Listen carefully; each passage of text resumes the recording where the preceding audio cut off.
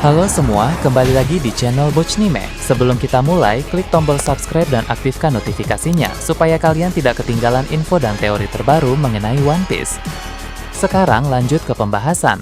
Kali ini Mimin Bochnime melanjutkan scene selanjutnya. Oh ya, sebelum biar terus bisa berinteraksi dengan kalian, subscribe di channel ini ya, dan bantu ramein video Mimin juga. Oke, yuk kita bikin One Piece makin rame lagi. Scenes kembali memperlihatkan kelanjutan pertarungan antara Dragon melawan Shamrock dalam pertempuran di Mary Geoise. Sebagaimana Mimin bahas pada video sebelumnya, di sana Shamrock menyerang Dragon karena dia tahu selagi sang pemimpin pasukan revolusi itu masih bisa bergerak bebas, maka akan sangat sulit bagi para Gorosei untuk mendekati Garling dan Nusjuro. Padahal Garling dan Nusjuro yang sedang kehabisan haki membutuhkan Gorosei lain untuk melakukan teknik penyaluran haki agar mereka berdua bisa kembali bertarung. Tapi Dragon akan selalu menghalangi hal tersebut, maka Shamrock pun mengambil keputusan untuk segera menghadapinya. Dalam pertarungan ini, Dragon memakai kekuatannya untuk menciptakan pedang angin. Dengan begitu, dia dan Shamrock pun saling serang dengan berbagai teknik pedang masing-masing. Pedang angin yang Dragon ciptakan ini dilapisi dengan Haoshoku Haki yang kuat, sehingga menghasilkan dampak serangan yang tidak kalah hebat dengan pedang milik Shamrock. Bahkan, pedang angin milik Dragon masih lebih unggul, sebab pedang itu sangat fleksibel. Dragon bisa mengubah-ubah bentuk dan ukurannya sesuai kebutuhan. Hal tersebut membuat Shamrock menjadi cukup terdesak di sana. Setelah saling serang untuk beberapa waktu, Shamrock memakai teknik tebasan Cerberus. Teknik itu menciptakan visual aura Cerberus besar seperti yang pernah dia pakai belum lama ini. Dia pernah melancarkan serangan kuat seperti itu kepada banyak orang dari pihak pasukan revolusi. Tapi karena sekarang sasarannya hanya Dragon seorang diri, maka skala serangan itu pun tidak luas seperti tadi, melainkan lebih terfokus. Tidak tinggal diam ketika Shamrock melancarkan serangan itu, Dragon juga memakai teknik tebasan kuat dari pedang angin miliknya. Ketika menggunakan teknik tersebut, pedang angin itu akan menciptakan angin baru, dan Dragon memanipulasi bentuknya menjadi seperti naga. Jadi bisa dibilang, ini adalah teknik tebasan naga yang akan beradu dengan tebasan Cerberus Shamrock. Serangan sang pemimpin pasukan revolusi dan pemimpin kesatria suci itu pun saling beradu di tempat itu, sehingga menghasilkan dampak yang sangat besar. Banyak orang dari area lain yang langsung menjadi terkejut ketika melihat dampak serangan yang sangat besar itu. Setelah beradu serangan untuk beberapa saat, serangan Dragon masih lebih kuat, sehingga Shamrock pun langsung terhempas dari sana. Usai membuat Shamrock terhempas, Dragon mengakui bahwa orang itu sangat potensial. Dragon bisa merasakan kekuatan besar milik saudara kembar sang tersebut,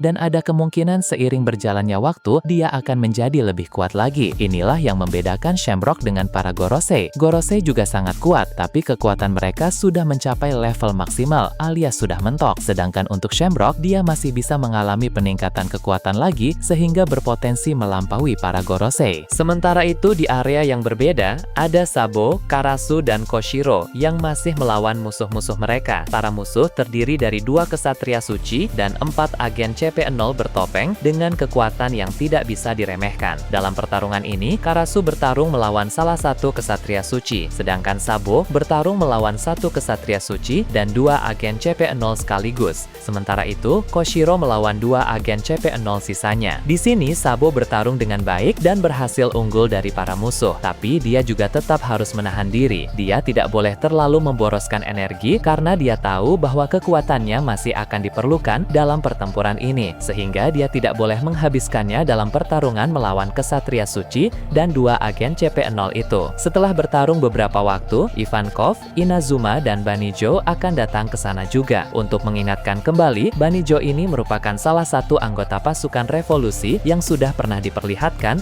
ketika dia memimpin pasukan untuk menolong orang-orang termasuk Robin di jembatan Tequila Wolf 2 tahun yang lalu. Kedatangan orang-orang itu ke tempat Sabo, Karasu, dan Koshiro pun sangat membantu pertarungan di sana, sehingga Sabo mendapat kesempatan untuk pergi dari tempat itu. Mungkin Sabo ingin pergi ke lokasi di mana Shamrock dihempaskan oleh Dragon tadi, sebab dia tidak mau sang pemimpin kesatria suci itu mengganggu fokus Dragon lagi. Kemudian diperlihatkan Dragon kembali membantu pemimpin kelompok pemberontak terkuat kedua di dunia dalam menghadapi Gorosei Mars. Kali ini Dragon menargetkan sang Gorosei itu untuk dihentikan sementara. Mengapa hanya dihentikan sementara? Karena sejauh ini memang masih menjadi misteri bagaimana cara untuk benar-benar membunuh pengguna kekuatan regenerasi. Orang sekuat Sabo saja hanya bisa membuat Garling mengalami luka parah dan regenerasinya menjadi melambat. Tidak benar-benar bisa bisa membunuh Garling. Jadi pengguna kekuatan regenerasi dari Imu hanya bisa dihentikan sementara dengan dua cara. Pertama, ketika haki dan energi mereka habis seperti yang kini terjadi kepada Garling dan Ushuro, hal itu membuat mereka belum bisa bertarung lagi sampai haki mereka mulai pulih kembali, atau sampai ada Gorosei lain yang menyalurkan haki untuk mereka berdua. Cara kedua adalah dengan menyerang mereka memakai Haoshoku haki berulang kali, sehingga proses regenerasi mereka akan terus-menerus melambat. Untuk Mars, rencananya Dragon dan pemimpin kelompok pemberontak terkuat kedua di dunia itu akan menghentikan dengan cara yang kedua, yakni melancarkan berbagai serangan kuat menggunakan Haoshoku haki agar regenerasi sang Gorosei itu menjadi lebih melambat. Semakin kuat dan semakin banyak serangan Haoshoku yang dipakai,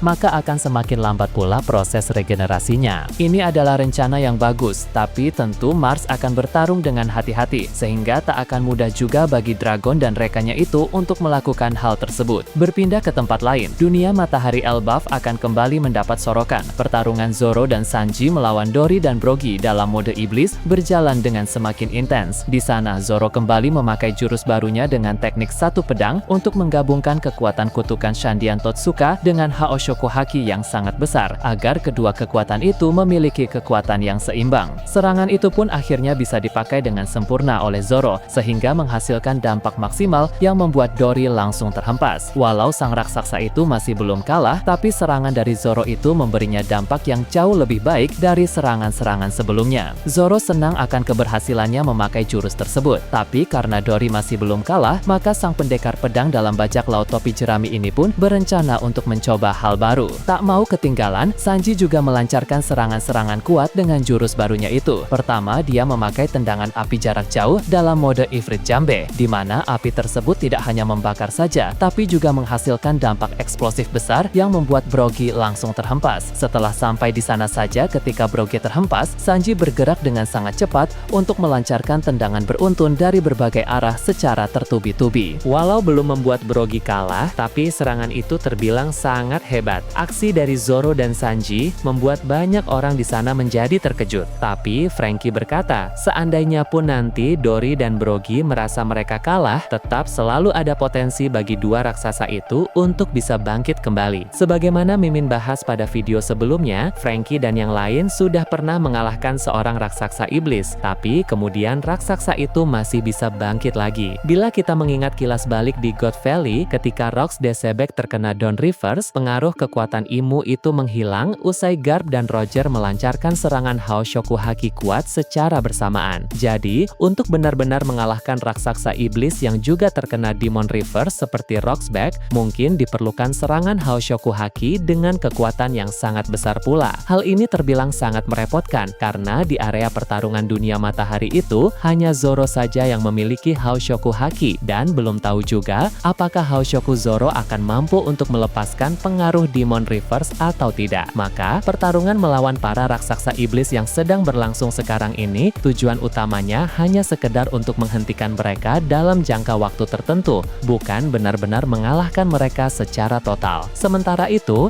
ada pula pertarungan Brook dan Jinbe melawan Somers dan juga Killingham. Dalam pertarungan ini, Somers menciptakan banyak tanaman berduri di mana sebagian dipakai untuk menyerang Brook dan sebagian lagi untuk melindungi dirinya sendiri. Brook awalnya bisa menangani serangan-serangan tanaman berduri itu dengan tebasan beku. Tapi setiap kali dia membekukan tanaman-tanaman itu, akan muncul tanaman baru yang lebih banyak lagi. Akhirnya tanaman berduri dalam jumlah banyak pun menghantam kuat ke arah Brook. Somers tertawa karena dia mengira bahwa Brook sudah kalah. Namun dia sangat terkejut ketika Brook tiba-tiba muncul di hadapannya. Nah, rupanya tadi Brook berhasil menghindar dengan gerakan yang sangat cepat sehingga dia kini mendekati Somers secara tiba-tiba. Brook pun membekukan tanaman-tanaman berduri yang melindungi Somers itu, lalu melancarkan serangan kuat yang berhasil mengenai sang kesatria suci tersebut. Sayangnya, karena Brook tidak memiliki Haoshoku haki, Somers bisa beregenerasi dengan cepat seperti sedia kala. Meski begitu, aksi Brook ini terbilang luar biasa, sehingga Somers pun secara insting menjadi lebih berhati-hati. Terlebih lagi, Somers tahu bahwa Brook dulunya adalah kesatria pengawal kerajaan, dan semakin Brook mengingat soal masa lalunya, maka kekuatan Brook pun akan menjadi semakin kuat dan berpotensi mencapai kekuatan primanya, seperti saat menjadi manusia dulu. Somers ingat bahwa dulu Brook pernah bentrok melawan seorang kesatria suci senior. Hal itu terjadi ketika Brook sedang mengawal Joy Boy kecil yang sedang jalan-jalan mengelilingi mengelilingi Mary Geoise. Ketika Joy Boy kecil sedang jalan-jalan di sana, tiba-tiba ada seorang bocah Tenryubito yang mencoba mengganggu Joy Boy. Sebenarnya itu hanya kejahilan kecil biasa karena bocah Tenryubito itu memang anak yang nakal. Namun karena insting Brook yang merupakan seorang pengawal kerajaan, dia pun melindungi Joy Boy dan memarahi bocah Tenryubito itu. Rupanya hal tersebut disaksikan oleh seorang kesatria suci yang satu marga dengan bocah Tenryubito itu, sehingga dia pun merasa sangat tersinggung dengan tindakan Brook. Kesatria suci itu pun tiba-tiba menyerang Brook dan Brook pun segera menangkisnya. Itulah awal mula bentrokan antara Brook dengan seorang kesatria suci senior. Banyak orang di sana melihat bentrokan tersebut, termasuk Somers yang saat itu masih kecil. Dalam bentrokan itu, Brook berhasil mengungguli sang kesatria suci, padahal posisinya Brook tidak punya Hoshoku Haki. Brook menggunakan metode lain untuk memperlambat regenerasi kesatria suci itu, yaitu dengan cara melancarkan tebasan beku yang memberikan luka yang dalam, sehingga regenerasi kesatria suci itu pun menjadi sangat melambat. Dari sanalah Somers bisa tahu bahwa ternyata Brook bisa memperlambat regenerasi kesatria suci tanpa Hoshoku Haki. Kilas balik singkat itu pun berakhir dan Somers bilang, untung saja tebasan beku Brook sekarang ini belum mencapai level yang sama seperti saat di masa primanya dulu. Jika Brook sudah mencapai level tebasan beku itu, maka keadaan di sana akan semakin merepotkan untuk Somers dan Killingham. Tak jauh dari area itu, ada pertarungan Jinbe melawan Killingham. Jinbe telah berhasil melancarkan beberapa serangan kuat kepada sang kesatria suci itu, sehingga Killingham sudah beregenerasi lebih banyak dibanding Somers. Di area lain, ada Robin yang masih melindungi Saul. Mereka berdua juga berbincang di sana tentang potensi perang besar setelah konflik di Elbaf ini selesai. Menurut Saul, dalam perang besar itu, para klan D harus menuntaskan tugas mereka masing-masing. Memang tugas itu detailnya masih misterius, bahkan untuk orang-orang seperti Saul dan Robin sekalipun, karena memang masih ada hal-hal penting yang belum mereka ketahui. Tapi yang jelas, tugas besar itu memang ada dan nanti pasti akan segera terungkap. Beralih ke tempat lain, Pulau Hachinosu akan kembali ditampilkan. Pertarungan Garp melawan Kuzan masih terus berlanjut dengan semakin panas. Keduanya saling serang memakai berbagai teknik kuat masing-masing. Sepertinya ini akan menjadi pertarungan sampai tuntas antara mereka berdua dalam perang di Pulau Hachinosu ini. Tidak akan ada lagi gangguan atau hal lain yang membuat duel ini terhenti sebelum berakhir. Sementara itu, Bogart, Momo Usagi, Tokikake, Kobe, Prince Grus, dan juga Helmepo bertarung melawan para aliansi kuat Blackbeard dengan bounty yang sangat tinggi. Mereka tak akan membiarkan orang-orang itu mengganggu pertarungan Garp. Lalu di dalam bangunan tengkorak, Lucky Roux dan Honggu masih belum bisa menghentikan Avalo Pizarro yang sedang mengendalikan Pulau Hachinosu. Sebab Van Augur ada di sana bersama dengan 3 unit Seraphim. Mereka menghalangi 2 kru inti Shanks itu. Kemudian di salah satu area di luar, ada banyak orang dari pihak Shanks, baik kru biasa maupun aliansinya, yang sedang berkumpul dalam sebuah pertempuran. Avalo Pizarro pun melihat itu, sehingga dia hendak menyerang area tersebut dengan tangan besar dari Pulau Hachinosu. Untung saja Ben Beckman yang menyaksikan hal tersebut segera bertindak untuk menolong para kru biasa dan aliansi bajak laut itu. Ben melancarkan serangan kuat yang membuat lengan Pulau Avalo Pizarro seketika langsung hancur. Sementara itu di lautan, ada beberapa kapal baru dari aliansi Blackbeard yang terus berdatangan. Ini sepertinya kapal-kapal terakhir dari aliansi gelombang kedua Blackbeard, karena jumlah aliansinya di sana sudah muncul sangat banyak. Di antara kapal-kapal yang sedang datang itu, ada kapal milik salah satu aliansi terkuat Blackbeard yang lain. Jadi selain Silver Medalist yang kini sedang berada di Pulau Hachinosu, masih ada orang kuat lain yang baru saja datang. Nah, bagaimana menurut kalian terkait ini? Nah, itu tadi berbagai hal menarik pada pembahasan channel Bochnime kali ini. Menurut kalian bagaimana? Silahkan tulis di kolom komentar di bawah. Oke, segitu saja untuk pembahasan kali ini. Jangan lupa like, share, dan subscribe untuk video menarik selanjutnya. Peaceful World!